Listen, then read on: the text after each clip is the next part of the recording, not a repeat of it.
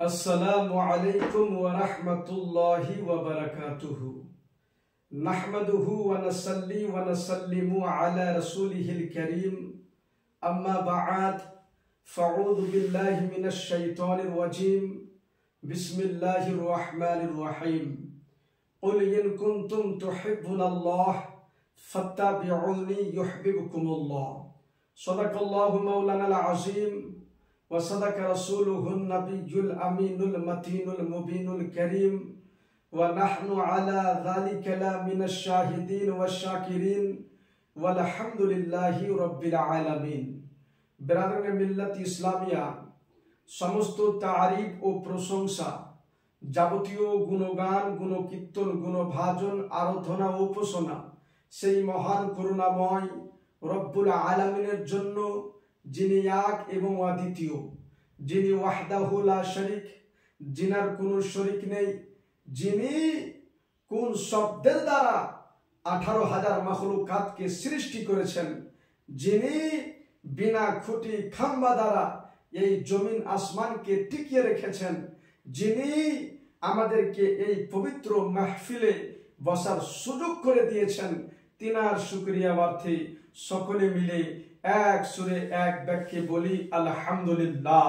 তারপরে পরে আমার নবী, আপনার নবী তথা কুল কায়নাতের নবী, নবীদের নবী, আমিনার লাল, মরুর দুলাল, মক্কার সরদার, নবীদের রাহবার, জান্নাতের ভান্ডার, যেই নবীকে আল্লাহ তাবারক ওয়া তাআলা সৃষ্টি না করত, তাহলে আল্লাহ তাবারক ওয়া তাআলা আসমানকে সৃষ্টি করত না, জমিনকে সৃষ্টি করত না, চন্দ্রকে সৃষ্টি করত না, গ্রহকে সৃষ্টি করত না, নক্ষত্রকে সৃষ্টি করত না, আসিম আল্লাহকে সৃষ্টি করত না।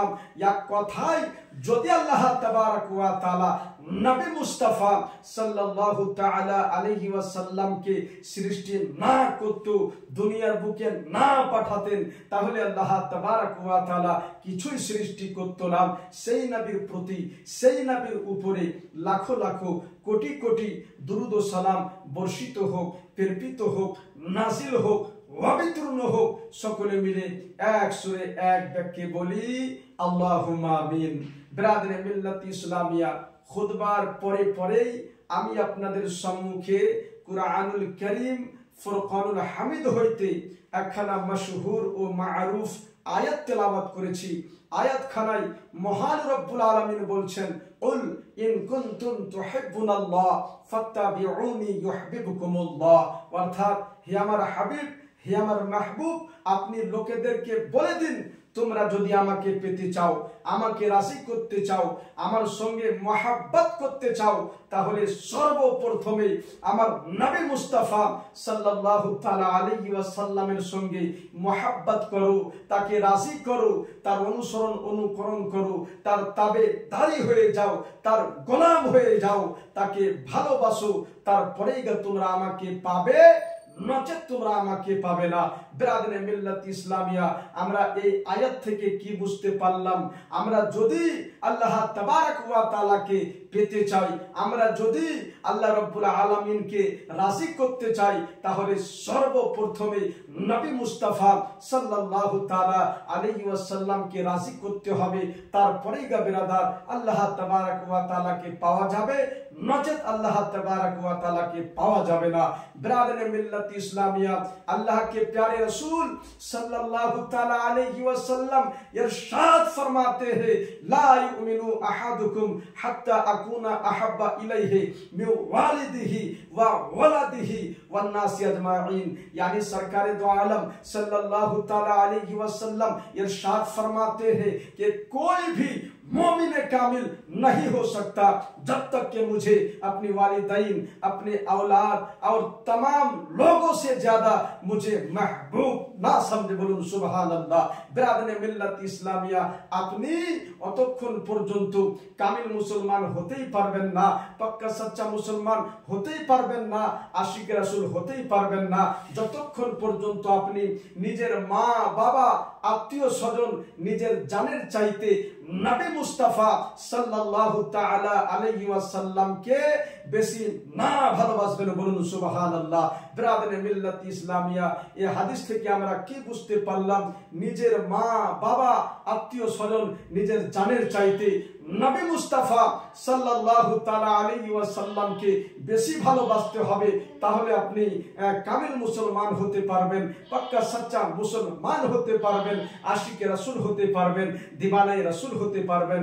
বিরাদরে মিল্লাত ইসলামিয়া, একদা একজন লোক নবী মুস্তাফা সাল্লাল্লাহু তাআলা আলাইহি ওয়াসাল্লামের দরবারে এসে আরজ করতে লাগলেন, বলতে লাগলেন, ইয়া রাসূলুল্লাহ সাল্লাল্লাহু তাআলা আলাইহি ওয়াসাল্লাম, কিয়ামত কবে সংঘটিত হবে, কিয়ামত কবে আসবে?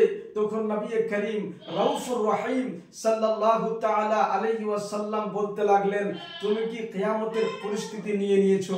তুমি কি কিয়ামতের তৈয়ারি করে নিয়েছো? তো ওই লোকটা বলতে লাগলো, ইয়া রাসূলুল্লাহ সাল্লাল্লাহু তাআলা আলাইহি ওয়াসাল্লাম, না তো আমি ঠিকমতো ভাবে নামাজ পড়তে পেরেছি, না তো আমি ঠিকমতো ভাবে রোজা রাখতে পেরেছি, না তো আমি ঠিকমতো ভাবে দান সাদকা করতে পেরেছি। ইয়া রাসূলুল্লাহ সাল্লাল্লাহু তাআলা আলাইহি ওয়াসাল্লাম, আখিরাতের জন্য আমি কিছুই করতে পারিনি ইয়া রাসূলুল্লাহ সাল্লাল্লাহু তাআলা আলাইহি ওয়াসাল্লাম, কিন্তু আমার দিলের মধ্যে, আমার অন্তরের মধ্যে আল্লাহ এবং আল্লাহর রাসূলের মহব্বত সব চাইতে বেশি ছিল। আল্লাহ এবং আল্লাহর রাসূলকে আমি সব চাইতে বেশি ভালোবাসতাম। বিরাদরে মিল্লাত ইসলামিয়া, এই কথা শোনার মাত্র দয়ার নবী মুস্তাফা, মায়ের নবী মুস্তাফা রাহমাতুল লিল আলামিন সাল্লাল্লাহু তাআলা আলাইহি ওয়াসাল্লাম মুচকি হেসে বলতে লাগলেন, সত্যি কি তুমি আল্লাহ এবং আল্লাহর রাসূলকে সব চাইতে বেশি ভালোবাসো? তো ওই লোকটা বলতে লাগলো, জি হ্যাঁ। তো নবী আমার বলে উঠলেন, যে যার সঙ্গে বেশি মহব্বত করবে, যে যাকে বেশি ভালোবাসবে, তার সঙ্গে তার হাসর হবে, তার সঙ্গে তাকে উঠানো হবে। যাও যাও, কাল কিয়ামতের দিন তুমি আমার সঙ্গে জান্নাতে থাকবে, বলুন সুবহানাল্লাহ। বিরাদরে মিল্লাত ইসলামিয়া, আমরা এই হাদিস থেকে বেরাদার কি বুঝতে পারলাম?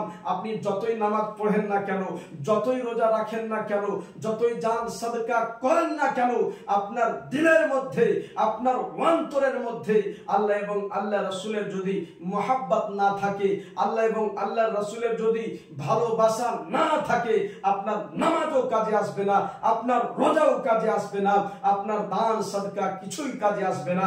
বিরাদরে মিল্লাত ইসলামিয়া, আমরা আপনারা যে কাজটাই করব সেটা আশিকে রাসূলের সঙ্গে করতে হবে, দিওয়ানে রাসূলের সঙ্গে করতে হবে, মহব্বতে রাসূলের সঙ্গে করতে হবে। রাসূলুল্লাহ সাল্লাল্লাহু তাআলা আলাইহি ওয়াসাল্লামকে রাজি করার উদ্দেশ্যে করতে হবে। সেই নামাজটাই, সেই রোজাটাই, সেই দান সাদকাটাই আল্লাহ রাব্বুল আলামিনের দরবারে কবুল ও মাকবুল হবে। বিরাদরে মিল্লাত ইসলামিয়া,